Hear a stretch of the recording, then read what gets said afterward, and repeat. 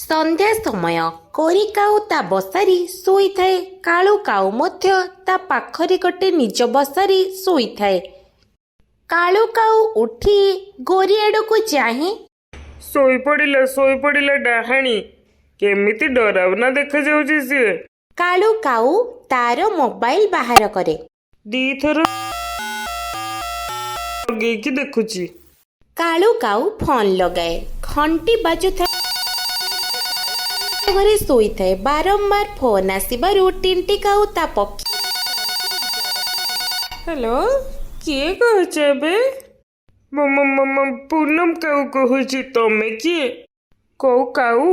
ନା ବୁଲବୁଲ ଚଢ଼େଇ ନା ଆଉ କୋଉ ଚଢ଼େଇ କହୁଛ?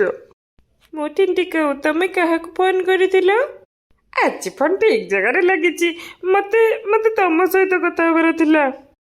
କୁହ କଣ କହିବାର ଅଛି କୁହ ଜଲ୍ଦି। ମତେ ନିଦ ଲାଗୁଛି। କିଛି ସେମିତି କହିବାର ନାହିଁ। ମୁଁ ପୂନମ କାଉ। ମତେ ଗୋଟେ ସୁନ୍ଦରୀ କାଉର ଖୋଜିବାର ଅଛି, ଯିଏ ମତେ ଭଲ ପାଉଥିବ, ମୋ କଥା ବୁଝୁଥିବ। ଆଉ ବେଶ କର। ମତେ ତ ତମେ କୋଉ ପାଗଳ ପରିକା ଲାଗୁଛ। ମୁଁ ତମକୁ କାଲି ଅପେକ୍ଷା କରିଥିବି। ମୁଁ ପୂନମ କାଉ। ତମେ କାଲି ଆସିବ ତ ଦେଖା କରିବାକୁ? ଟିଣ୍ଟି କାଉ ଫୋନ କାଟିଦିଏ ଆଉ ଶୋଇଯାଏ। ସକାଳ ହୁଏ। କାଳୁ କାଉ ଶୋଇଯାଇଥାଏ ଆଉ ଗୋରି କାଉ ଉଠିଯାଏ। ଉଠୁ କାଉ, ଆଜି କଣ ତତେ ଉଠିପାର ନାହିଁ? ଦାନା ଆଣିବାକୁ କଣ ଯିବୁନି? 12ଟା ବାଜିଲାଣି ପରା। ମୁଁ ଯିବି। ମତେ ଆଉ ଟିକେ ଶୋଇବାକୁ ଦେ। ସବୁ ଚଢ଼େଇ ଚାଲିଗଲେଣି। ଟିକି ଚଢ଼େଇ ବି ଗଲାଣି, ବୁଲବୁଲ ବି ଗଲାଣି, ଆଉ ମିଟୁ ଶୁଆ ବି ଗଲେଣି। ସବୁ ଚଢ଼େଇ ପଳେଇଲେଣି। କାଳୁ କାଉ ଉଠିଯାଏ। ଯାଉଛି ଏବେ। ମୁଁ ସକାଳଟାରୁ କହିଲି କାଉ କାଉ ହଉଛି। କାଳୁ କାଉ ଉଠିକି ଯାଏ ଆଉ ନଦୀ ପାଖରେ ଯାଇ ବସିଯାଏ। ନଦୀ ପାଣିରେ ନିଜକୁ ଦେଖେ। ସେ ଆଖିରେ ଚଷମା ପିନ୍ଧିଥାଏ, ମୁଣ୍ଡରେ ଟୋପି ଆଉ ବେକରେ ରୁମାଲ ବାନ୍ଧିଥାଏ ଆଉ ସଜବାଜ ହୋଇ ଯାଇ ଝରଣା କୂଳରେ ବସିଯାଏ। ଆଜି ସେ କାଉ ଆସିବ କି ନାହିଁ? ମୁଁ କେତେ ଥର ଯେ ସଜବାଜ ହୋଇକି କାଉ ମାନଙ୍କ ପାଇଁ ଆସୁଛି, କିନ୍ତୁ କୌଣସି କାଉ ମତେ ଦେଖା କରିବାକୁ ଆସୁନାହାନ୍ତି। ମା, ମୁଁ ଯାଉଛି। ମୁଁ ଆସିଲା ବେଳକୁ ତମ ପାଇଁ ସୋରିଷ ଫୁଲ ନେଇକି ଆସିବି। ହଁ, ଜଲ୍ଦି ଆସିବ। ମତେ ସୋରିଷ ଫୁଲରେ ଘର ସଜେଇବାକୁ ହବ। ଟିଣ୍ଟି କାଉ ଘରୁ ବାହାରେ। ରାସ୍ତାରେ ଗଲାବେଳେ ସେ ବୁଲବୁଲ ବ୍ୟୁଟି ପାର୍ଲର ପାଖରେ ଅଟକିଯାଏ। ଟିଣ୍ଟି କାଉ ସେଠାରେ ସଜବାଜ ହୋଇଯାଏ। ମୁଣ୍ଡରେ ଲାଲି ଫୁଲ, ପିଙ୍କ କଲରର ଭ୍ୟାନିଟି, ଏମିତି ସଜବାଜ ହୋଇ ସେ ଝରଣା ଆଡ଼କୁ ଯାଏ। କାଳୁ କାଉ ବହୁ ଦୂରରୁ ଟିଣ୍ଟି କାଉକୁ ଦେଖୁଥାଏ। ତମେ ପୂନମ କାଉ ନା? ପୂନମ ତ ରୁହେ। ମୁଁ କାଳୁ।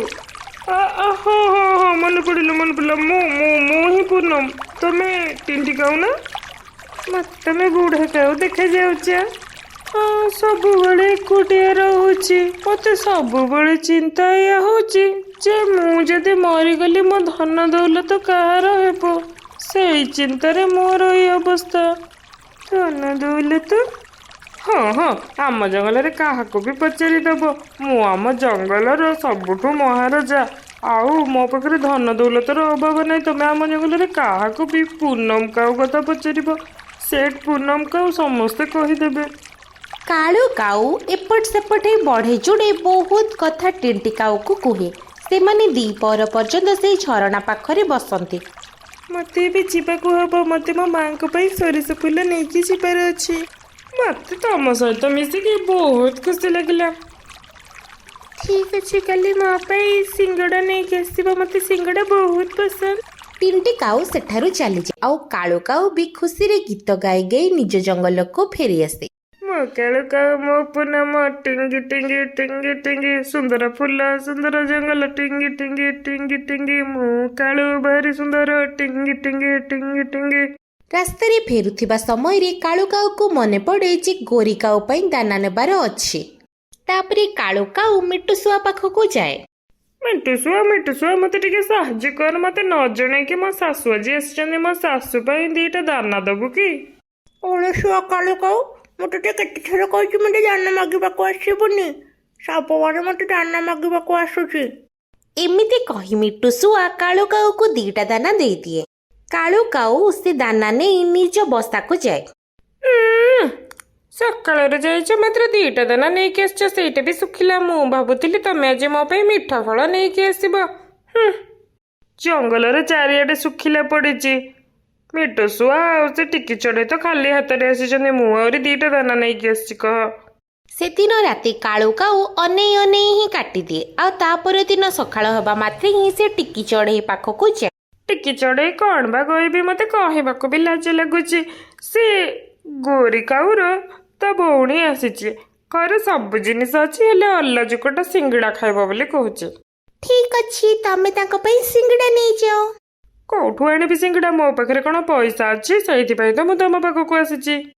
କଥା କଣ କି, ତମେ ଯଦି ମତେ ଗୋଟେ ସିଙ୍ଗଡ଼ା ଦିଅନ୍ତ। ଠିକ ଅଛି କାଉ ଭାଇ, ତମେ ମୋ ସାଙ୍ଗରେ ଆସ। ଟିକି ଚଢ଼େଇ କାଉକୁ ପାରାର ଦୋକାନକୁ ନେଇଯାଏ। ପାରା ଭାଇ, ତମେ କାଉକୁ ଗୋଟେ ସିଙ୍ଗଡ଼ା ଦେଇଦିଅ। କରିର ଭଉଣୀ ଆସିଛି, ସେଥିପାଇଁ ସେ ସିଙ୍ଗଡ଼ା ନଉଛି।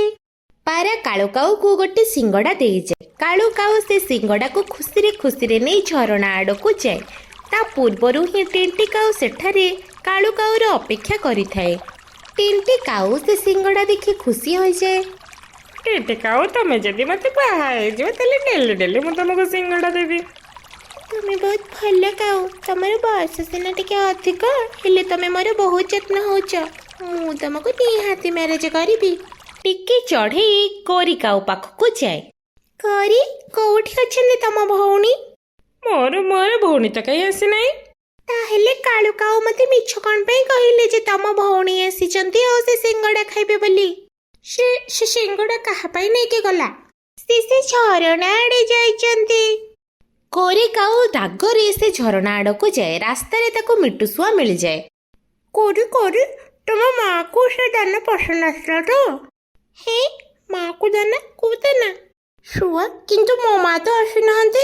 ମିଛୁଆ କାଳୁ କାଉ, କାଲି ମତେ କହିଲେ ଯେ ତମ ମା ଆସିଛନ୍ତି, ସେଇଥିପାଇଁ ମୋଠୁ 2ଟା ଦାନା ନେଇଗଲା।